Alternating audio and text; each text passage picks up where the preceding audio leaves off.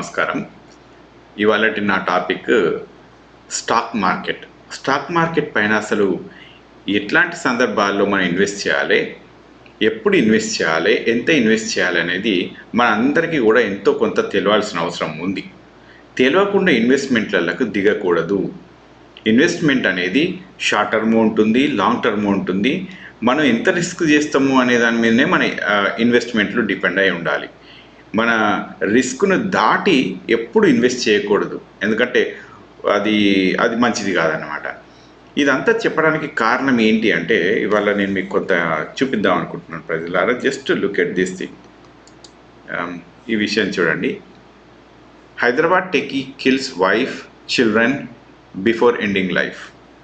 ఇప్పుడు ఇది గాజుల రామారాం దగ్గర ఒక టెకీ గాయ్, ఆయన భార్య పిల్లల్ని చంపేసి ఆయన చనిపోయాడు. ఇది ఎందుకు అంటే ఒక 25 లక్షలు 25 lakhs ఏమో ఈయనకి అప్పులైనాయి. ఇది ఒక సైడ్. ఇంకొకటి చూపిస్తాను చూడండి. ఇది ఒక యంగ్ గాయ్. ఓకే, ఇది ఒక యంగ్ గాయ్, నిర్మల్ దగ్గర వీళ్ళ ఊరు. సో ఇది మంచిర్యాల దగ్గర అనమాట. మంచిర్యాల దగ్గర వీళ్ళూరు. Very young guy. ఈయన కూడా చనిపోయాడు. ఈయన చనిపోయేప్పుడు ఒక వీడియో కూడా తీసుకున్నాడు.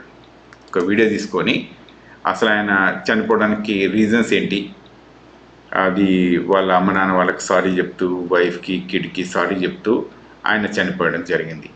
అది చూస్తే అసలు ఇది ఒక 10 days బ్యాక్ జరిగిన విషయం. అది చూస్తే నాకు చాలా బాధేసి మరి అసలు ఆ వీడియో ఇప్పుడు ఒక 10 days నుంచే చేద్దాం అనుకుంటున్నాను, కానీ టైం కుదరలేదు నాకు. But you guys see this thing. మీరు చూస్తే మీకు తెలిసిపోతుంది. ఇది ఎప్పుడు on 25th, ఆల్మోస్ట్ ఒక 1 week అయింది. 1 week బ్యాక్ నుంచి నేను చేద్దాము అనుకుంటున్నాను, నాకు వీలు కావట్లేదు. ఈ అబ్బాయి పేరు శ్రీకాంత్, ఒక వైఫ్ అండ్ ఒక పాప, ఇంకా పేరెంట్స్ కూడా ఉన్నారు వీళ్ళకు. ఈయనకి ఈయన కొంత అప్పులు చేసుకున్నాడు. కొంత ఒక 2 లక్షలు ఒక పేరెంట్స్ దగ్గర, ఇంకా ఫ్రెండ్స్ దగ్గర, వీళ్ళ దగ్గర, వాళ్ళ దగ్గర, తెలిసిన దగ్గర ఇంకా కొన్ని అప్పులు చేసుకున్నాడు అనమాట. ఇంకా కొన్ని యాప్ల దగ్గర, కొన్ని యాప్లు లోన్లు ఇస్తూ ఉన్నాయి కదా, వాళ్ళ దగ్గర కూడా కొంత లోన్లు తీసుకున్నాడు.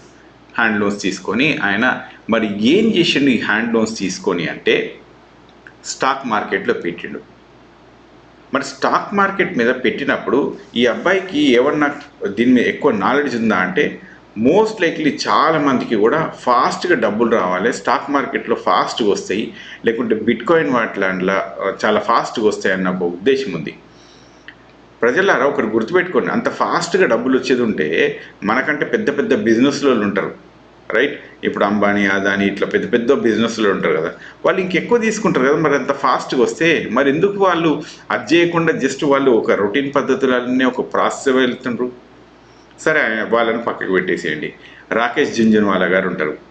ఆయన మొన్నటి వరకు స్టాక్ మార్కెట్లో ఉన్నారు, ఇప్పుడు ఆయన చనిపోయారు. బట్ ఒక one of the very senior investor అనమాట. మరి వాళ్ళు ఎందుకు ఇంత ఫాస్ట్గా పెట్టండి అని చెప్పట్లేదు? వాళ్ళకు ఒక 100 కోట్లు పక్కన పెట్టేసి ఇవన్నీ ఇట్లా ట్రేడింగ్ చేయండి అంటే చేయడానికి రాదా? కానీ చెయ్యరు వాళ్ళు. ఎందుకంటే అందులో డబ్బులు లేవు.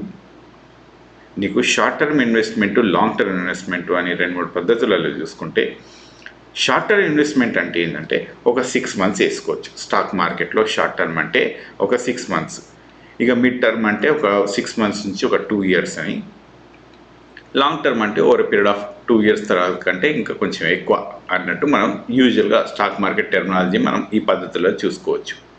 అయితే ఇది చాలామంది మన రొటీన్ వాడుక భాషలల్లో మనం ఆలోచించేటివి మనందరం తిరిగి అంటే యూజువల్గా స్టాక్ మార్కెట్లో పెట్టే పద్ధతులు ఇవి. అయితే జనాలకు స్టాక్ మార్కెట్లో పెట్టాలి అంటే ఎట్లా తెలియాలి, అసలు ఎట్లా తెలుస్తుంది అని అంటే, ఇవాళ రేపు చాలామంది స్టాక్ మార్కెట్లో చెప్తా ఉన్నారనమాట. హౌ టు ఇన్వెస్ట్ అని చాలామంది చెప్తా ఉంటారు.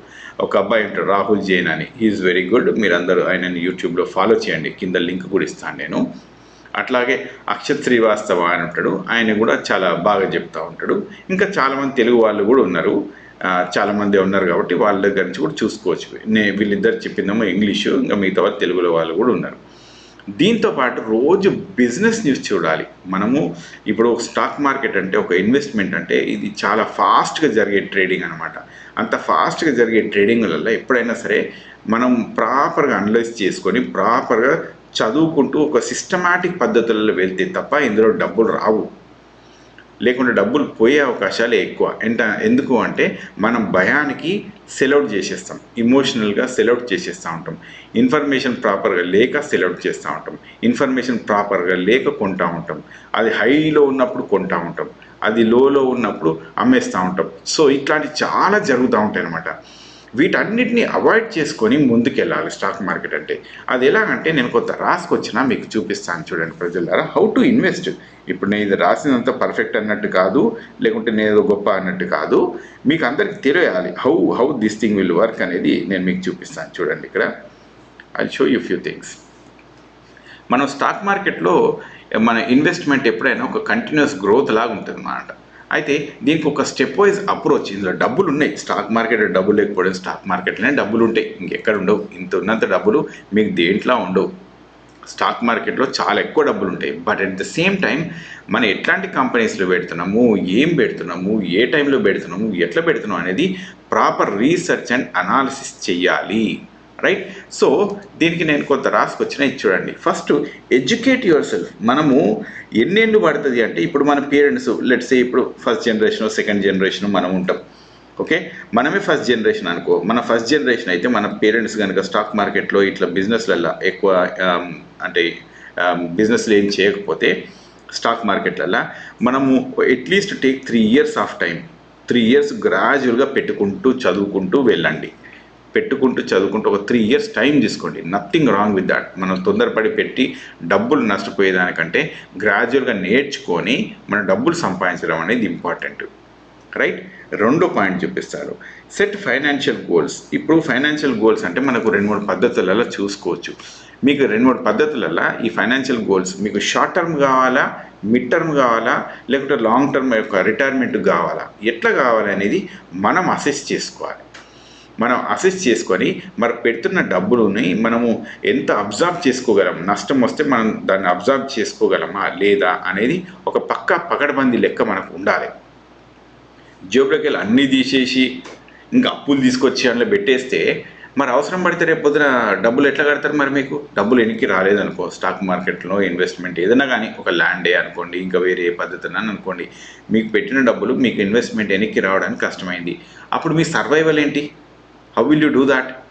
అప్పుడు భార్య పిల్లలందరూ సఫర్ గారా, కుటుంబీకులందరూ సఫర్ గారా, మనల్ని నమ్మి అప్పులు ఇచ్చిన వాళ్ళు సఫర్ గారా? అంటే వాళ్ళు ఏమన్నా కానీ అన్నట్ట, లేకుంటే మనం ఏమన్నా కానీ అన్నట్ట, లేకుంటే పరువు తీసుకుందామా? మరి ఇది ఏంది? మన తాహత్తుకు మించి ఎప్పుడు కూడా పెట్టకూడదు ఇన్వెస్ట్మెంట్లో. మన తాహత్తుకు మించి అస్సలే పెట్టొద్దు. That is very very wrong. Okay. ఈ అబ్బాయి చేసిన పని ఏంటంటే తాహత్తుకు మించి పెట్టిన వీళ్ళు చాలామంది కూడా. ఎవరి కోసం పెడతారు మీరు అంత తాహత్తుకు మించి? దానివల్ల ఏమన్నా లాభం జరుగుతుందా అంటే ఏమీ జరగదు. నెక్స్ట్ థింగ్, లోన్లు తీసుకొచ్చి పెడతారు. అస్సలు చేయకూడని పని.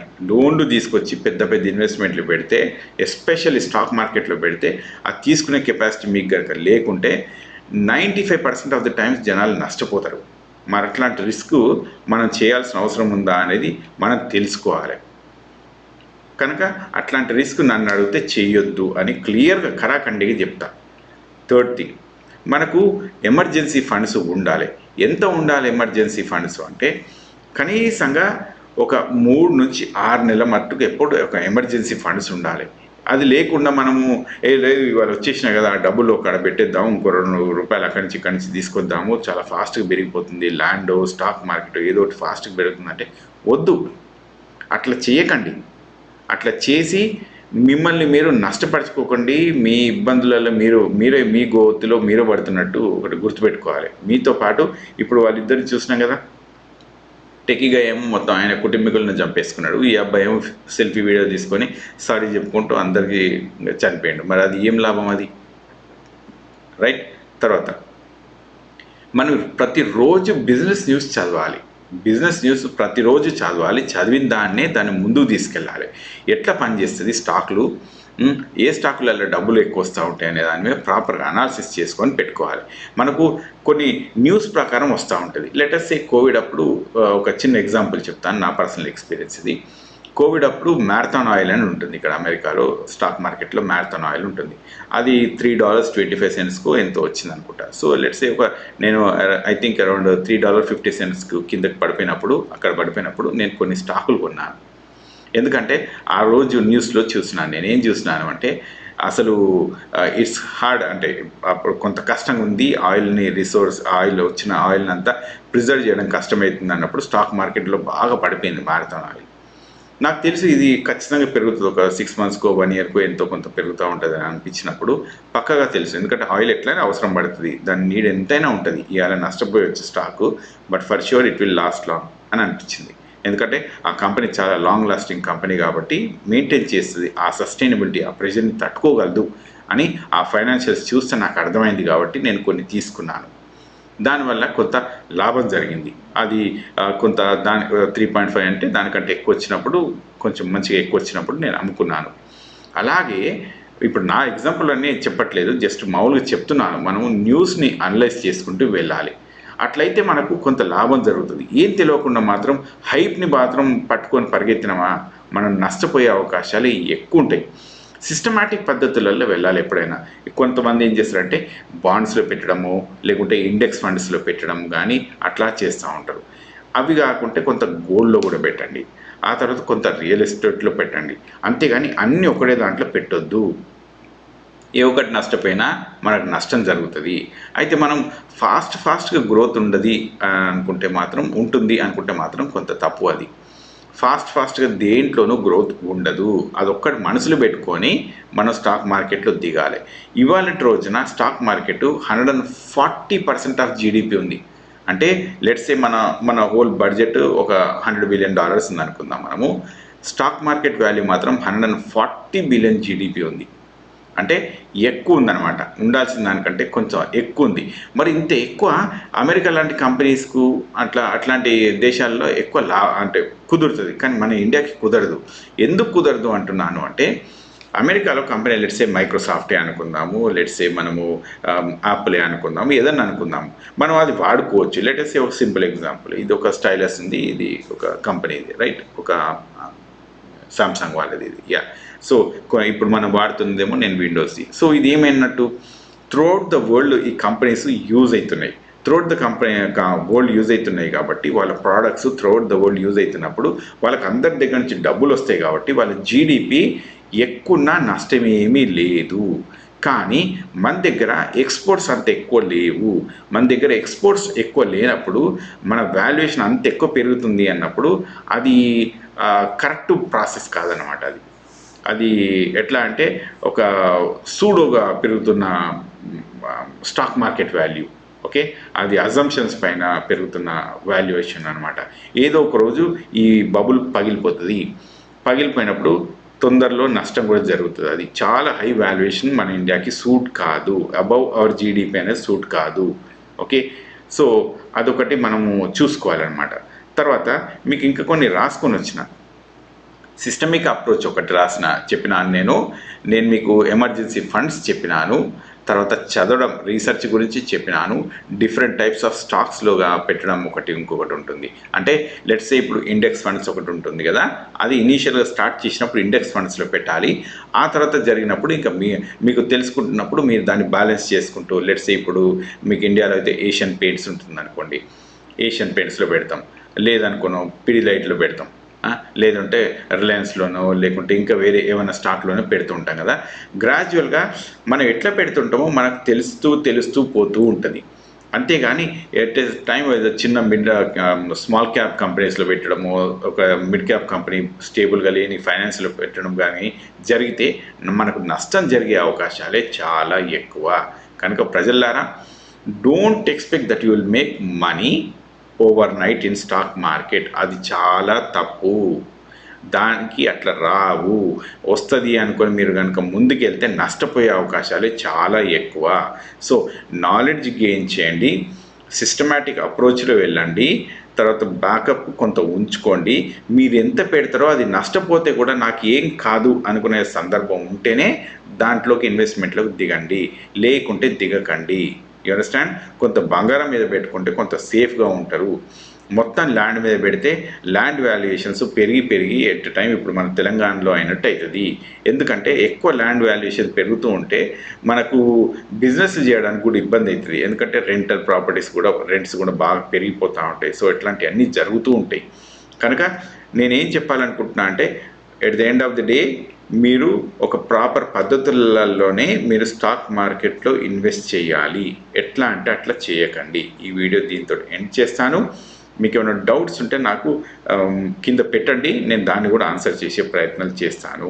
Okay, read financials of the companies before you invest.